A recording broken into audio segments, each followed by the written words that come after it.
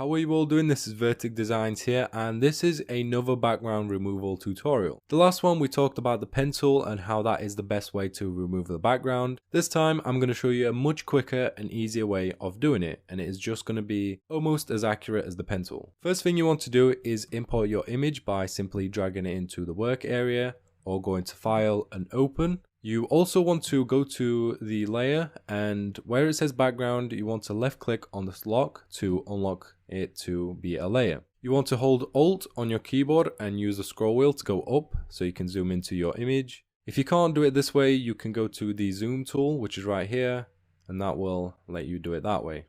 The tool that we're going to be using is the third tool down. To get to it, you can either press L on your keyboard, or you can go here and right click on it and it will be the bottom one. Basically, the way that this tool works is similar to the pen tool, where it uses dots to go around and select certain objects, but this one will automatically detect where the outline is and the computer will plot it down for you.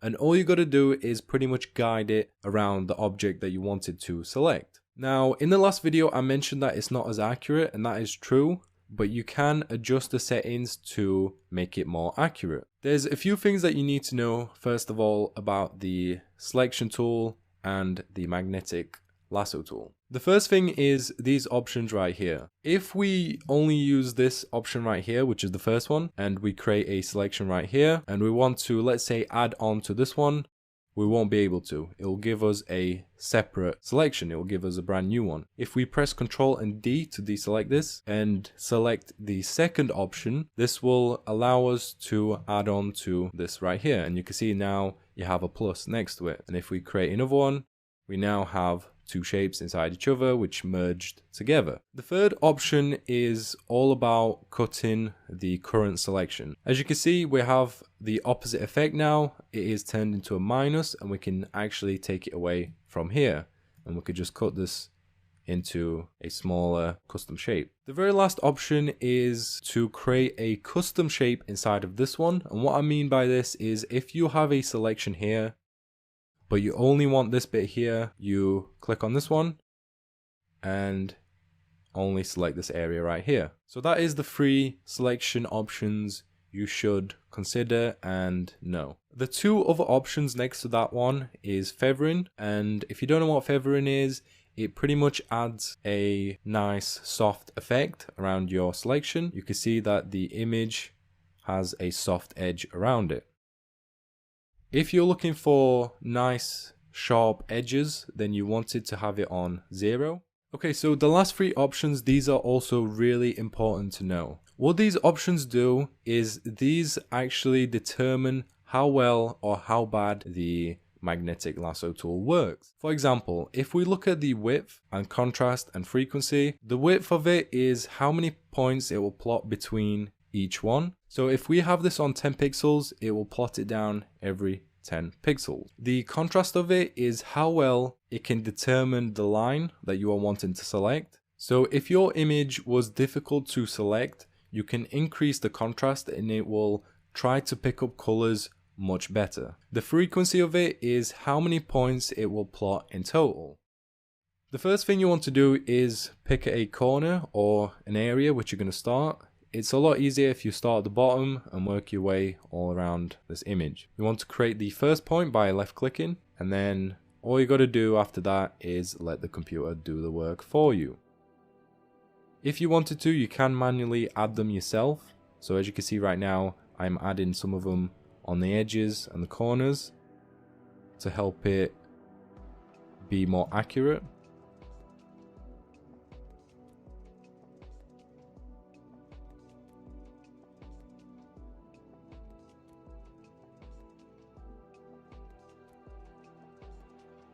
But you can start to pick up your speed, as you can see, and it is doing a really nice job right now of selecting our image.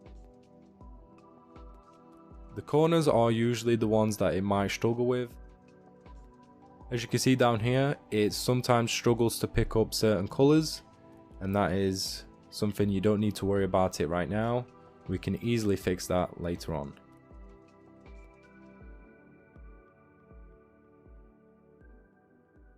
all you got to do is go back to the first dot and connect it up. Now that you've created the selection, we are also going to edit it and fix the parts that we didn't do.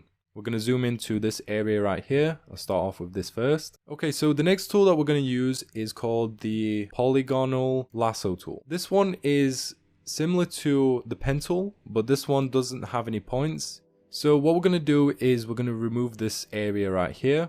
For us to be able to edit this selection right now, you need to make sure that you are selecting this option right here. You will now see it is a plus. And to do the opposite to this, you hold Alt, and now you see it swapped over to a minus. So all you got to do is hold Alt, click the first point, and then you can let go of Alt and go around the parts which you don't need and the parts that you want to cut out. Once again, hold Alt and click on it. Select the parts that you don't want.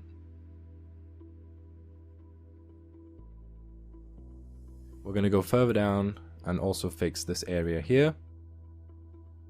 So this time, rather than holding Alt, all you're going to do is click on this line here and select the parts you want to be added to it.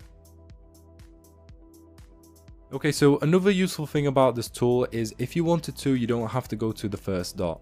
You can connect it up from here by holding Control, and then you'll see the icon changes to a circle. And we can connect it from here. If we left click, it is now selected. We're also going to fix this area right here where it goes out slightly. Once again, hold Control and click on it, and there we go. So if we look at this image right now, it's looking really good. Okay, so all you got to do now is go down to this icon right here and create yourself a mask.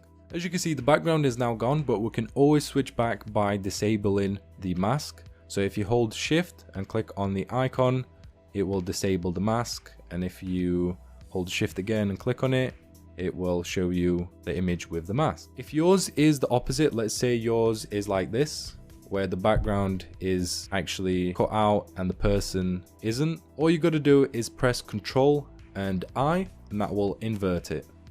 Okay, so to fix up the hair, what we're going to do is we're going to use the brush tool, and we are going to select a black color.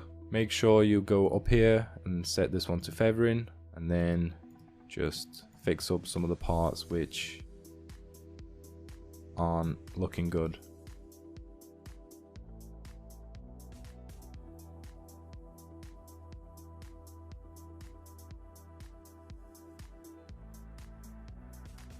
You can use the shortcut keys on your keyboard, which is the square bracket and the end square bracket, to make it larger or smaller.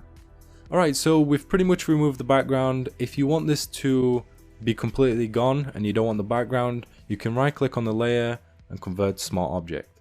And now it will just be the image in its standalone form or without the background. Alright, so now what we're going to do is we're also going to fix up the edges a little bit. Let's say your image isn't as smooth on the edges. You can hold Control and click on the icon, and that will select your image. Go to the second tool and click on Select and Mask. And these options will pretty much help you to fix the edges of your image. You have all the preview options here. If you wanted to, you can preview it on certain colors or certain overlays. You can look at transparency, the edges.